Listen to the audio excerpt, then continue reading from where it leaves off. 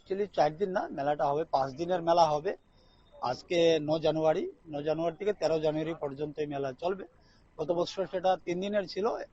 তো এখানকার লোক এবং প্রত্যেকেরই একটা আশা ছিল যে এটা মেলাটা যেন আর একটু বাড়ানো হয়। তাই আমরা এই বছর এটাকে 5 দিন করে নিয়েছি, 9 থেকে 13 পর্যন্ত। তো আজকে তার উদ্বোধন হচ্ছে।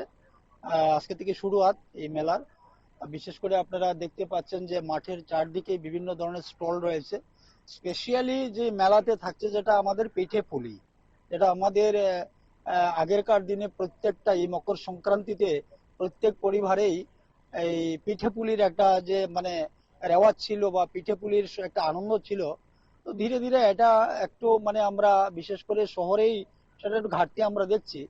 তো সেই পিঠে পুলির উৎসব তথা এই পৌষ মেলাটা আমাদের একমাত্র উদ্দেশ্য হচ্ছে এটাই, যে এই আমাদের সংস্কৃতিটাকে, আমাদের পুরানো যেগুলো হারিয়ে গিয়ে যাচ্ছে সেগুলাকে নিয়ে আসা, সেগুলোকে তুলে ধরা।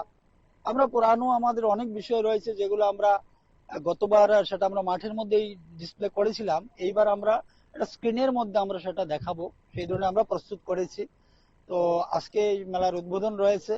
আমি আহ্বান করব যে আগামী যে 4টি দিন রয়েছে 13 তারিখ পর্যন্ত, রাজ্যবাসীর প্রতি আমার এই আবেদন থাকবে যে আসুন সবাই মিলে আমরা এই আনন্দ উপভোগ করি এবং বিভিন্ন নামি দামি শিল্পীদের সঙ্গীত পরিবেশন এখানে হবে।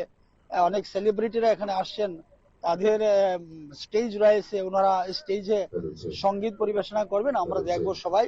ধন্যবাদ সবাইকে।